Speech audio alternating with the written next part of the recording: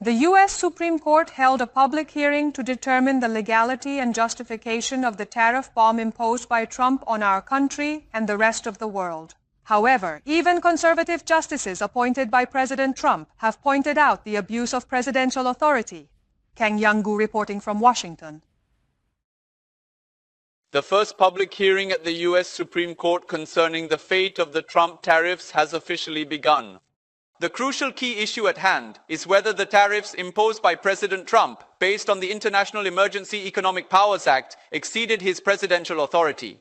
Of the 9 Supreme Court justices, 6 are conservative, yet even those appointed by President Trump expressed skepticism toward the government's arguments. Or any other time in history where that phrase, together regulate importation, has been used to confer tariff-imposing authority?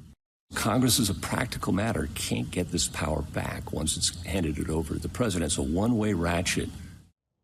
The Chief Justice also emphasized that tariffs fall under the authority of Congress.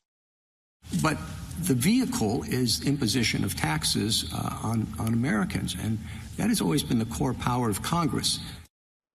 The Trump administration's representative argued that lifting tariffs would lead to retaliation against the U.S. and threaten national security. However, this hearing suggests that the notion of conservatives being pro-Trump is being challenged.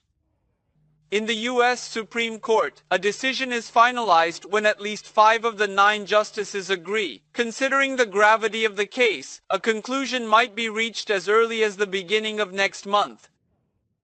The U.S. court's ruling on the Trump tariffs is seen as a turning point that could reshape the global economy, with the world closely watching. Kang Young-gu, MBN News from Washington.